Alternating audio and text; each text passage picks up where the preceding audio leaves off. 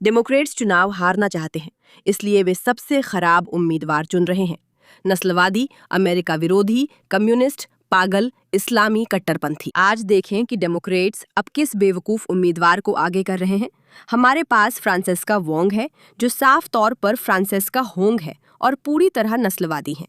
मैं हमेशा से अन्य गैर श्वेत समुदायों के संघर्षों से वाकिफ नहीं थी, क्योंकि मेरे लिए घुल मिल जाना ज्यादा जरूरी था और इसलिए मैंने शादी की। गोरेपन से मेरी नजदीकी अब भी बनी हुई है ना? मेरा बेटा द्विजातीय है, वो आधा गोरा और आधा कोरियाई है, और मुझे लगता है कि उसके पहचान को समझना और लोग उसे कैसे देखते हैं, ये बात मेरे मन में हमेशा बनी रहती है। वो गोरेपन के करीब है।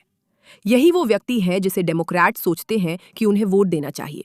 और इसमें कोई हैरानी की बात नहीं है कि ये वीडियो अविश्वसनीय रूप से वायरल हो रहा है, क्योंकि दोस्तों, ये गोरे लोगों के प्रति नस्लवाद है। और एक माँ जिसने शायद किसी गोरे आदमी से शादी की है, हालांकि मुझे नहीं पता, हम इसे देख सकते हैं। एक सेकंड देखते हैं।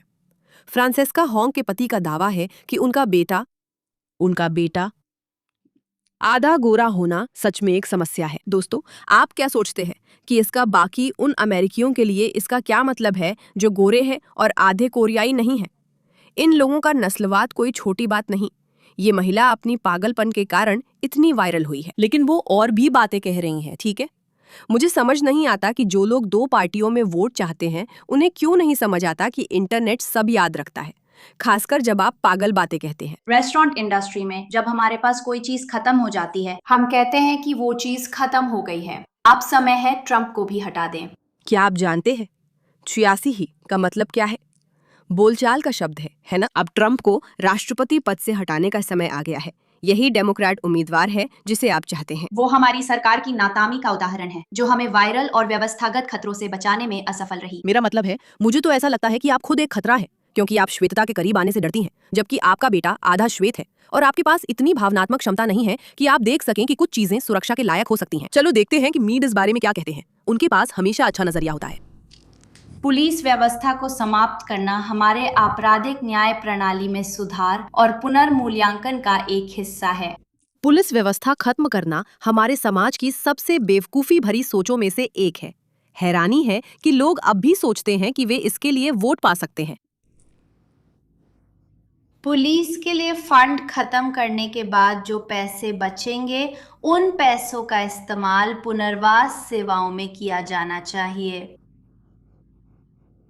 जेल में बंद लोगों के लिए मानसिक स्वास्थ्य सेवाएं, और ये सुनिश्चित करना कि हम अपनी जेलों की आबादी को कम करने की दिशा में काम कर रहे हैं। इस महिला ने अभी पुलिस को समाप्त करने और पुलिस विभाग के फंड खत्म करने की बात की है, और यहाँ मैं आपको समाप्त करना शब्द की परिभाषा पढ़कर सुनाने जा रहा हूँ। समाप्त करना का अर्थ है किसी कानून, व्यवस्था, प्रथा या संस्था को आधिकारिक रूप से पूरी तरह खत्म करना। वह पुलिस और उसकी फंडिंग को पूरी तरह समाप्त करने की बात कर रही है। ये विस्कॉन्सिन में गवर्नर पद की उम्मीदवार हैं। पागलपन है। मुझे कहना चाहिए ये राज्य की गवर्नर उम्मीदवार हैं। पागलपन है कि वो प्रमुख डेमोक्रेटिक उम्मीदवार है। पागलपन है कि वो प्रमुख डेमोक्रेटिक उम्मीदवार है जब वो गोरेपन की नजदीकी के बारे में बात कर रही हैं कि आपको ट्रंप को हटाना चाहिए, कि आपको पुलिसिंग को समाप्त कर देना चाहिए। ये एक पागलपन भरी बात है। यही लोग हैं जिन्हें डेमोक्रेट्स राज्य की जिम्मेदारी देने योग्य मानते हैं। पागल? मैंने तुम्हें नहीं बताया, उसे बाइपोलर डिसऑर्डर है। इससे सारी बुरी चीजें बेहतर हो जाती हैं। इससे सब कुछ बेहतर हो जाता है। वो अभी पूरी तरह से ठीक भी नहीं है। हे भगवान! इसके ऊपर से उस पर अभी अभी मुकदमा भी कर दिया गया है, और ये दिलचस्प है, उस पर क्रेडिट कार्ड का बकाया कर्ज न चुकाने के लिए मुकदमा किया गया था, और उस पर यह मुकदमा इसी साल 26 मई 2026 को किया गया था। तो आप मुझे बता रहे हैं कि आपके पास एक उम्मीदवार है जो विस्कॉन्सिन की डेमोक्रेटिक पार्टी की प्रमुख उम्मीदवार है, जिन पर कर्ज है जिसे उन्हें चुकाना है, जिन्हें मानसिक बीमारी का निदान हुआ है, जिन्होंने ट्रंप की हत्या की मांग की और पुलिस व्यवस्था खत्म करना चाहती है, जो गोरे लोगों के करीब रहना पसंद नहीं करती, जबकि उनका बेटा आधा श्वेत है। और डेमोक्रेट्स सच में मानते हैं कि ये व्यक्ति सत्ता के लायक है। हेलो?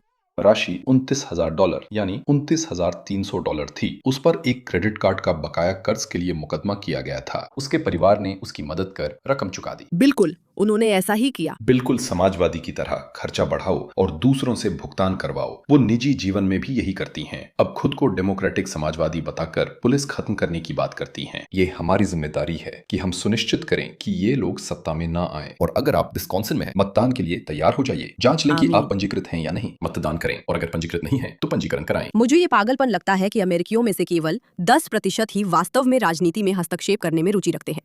दोस्तों, अब दुनिया में हर एक व्यक्ति को संभल जाना चाहिए और ये समझना चाहिए कि उनका वोट वास्तव में महत्वपूर्ण है, वरना पागल लोग जाकर पागल लोगों के लिए वोट करेंगे। राजनीति में न शामिल होने का नुकसान है कि मूर्ख लोग राजनीति में आ जाते हैं, जो देश के लिए अच्छा नहीं। मैंने प्रीसिंक्ट नामक व्यक्तिगत वोटिंग टूल बनाया है। यह इसका होम पेज है जहां आप मतदान के लिए पंजीकृत नहीं हैं, पर क्लिक कर रजिस्टर कर सकते हैं। राज्य की रजिस्ट्रेशन पेज। उदाहरण के लिए अगर आप विस्कॉन्सिन में हैं तो आप विस्कॉन्सिन चुनेंगे और फिर आप अपनी रजिस्ट्रेशन चेक कर सकते हैं या अपने बिल पर रजिस्टर कर सकते हैं। बहुत बढ़िया।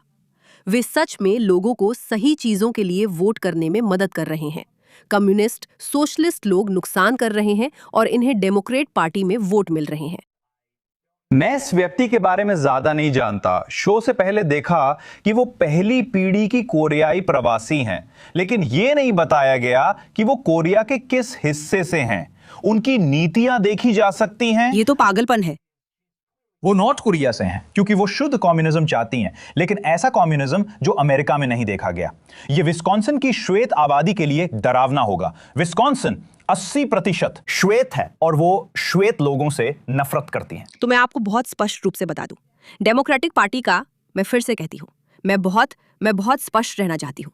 डेमोक्रेटिक पार्टी आगामी चुनावों में हारने की कोशिश कर रही है, क्योंकि विस्कॉन्सिन में एक ऐसा शहर जो 80% श्वेत है, वे अपने शीर्ष उम्मीदवार के रूप में एक कम्युनिस्ट को आगे लाने की कोशिश कर रहे हैं, जो पुलिस को समाप्त करने में विश्वास रखती हैं, जो ट्रंप को खत्म करने में विश्वास रखती हैं, जो व्यक्तिगत कर्ज में है। वो एक ऐसी शख्स है जो श्वेतता के करीब होने से डरती है, जो संभवतः उत्तर कोरिया या दक्षिण कोरिया से आती है और जिसकी विचारधाराएं पागलपन भरी हैं।